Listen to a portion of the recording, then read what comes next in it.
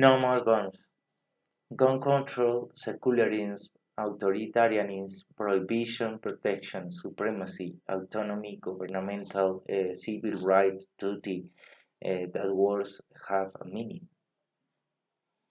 My name is Dario Fernando Mejia Teran. I'm from Pasto, Colombia. I'm 35 years old. I work at the Universidad Nacional Abierta y de Distancia Ciudad José Acevedo y Gómez, and I'm currently studying a master's in rural development.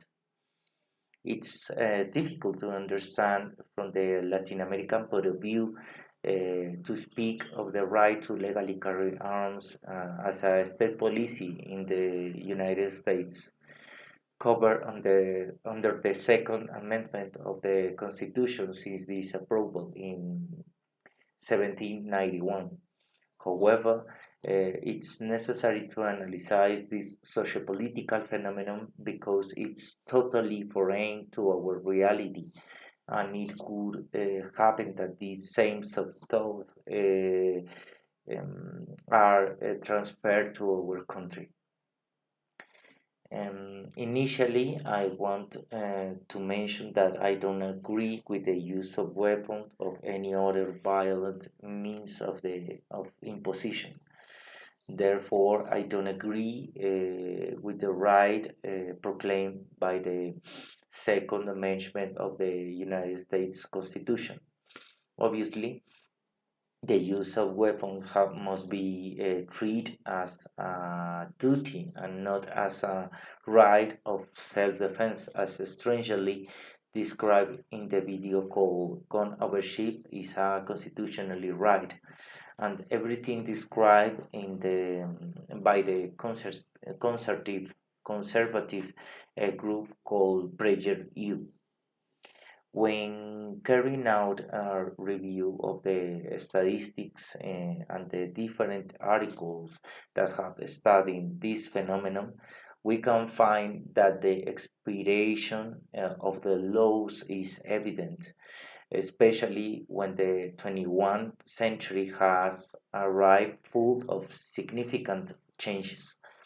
In the article called Refuting Common Arguments Against Gun Control by Ronald Dixon, published January 22, 2013 in the Minnesota Daily, this is possible to contrast the true arguments that rise the encashment of the Second Amendment in the United States, mainly focused of the guaranteeing the government and the right of slavery not to be against the government.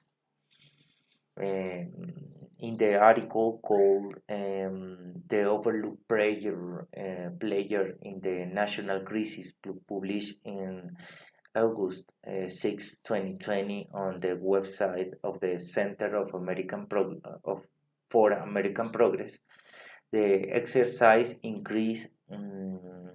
the excessive increase in the production, export, and possession of weapons in the United States can be observed. If this information is crossed with the article called "How many mass shootings like the one in Nashville have been there in the United States in 2023," published on BBC News World on March 29 in this year, it can be concluded that there is a correlation between the number of mass shootings in U.S. Since 1991 and the increase in the number of legal weapons licenses. It's clear that regulation and laws are not effective enough, and that today requires as a better war, a less violent, less armed, and more tolerant world.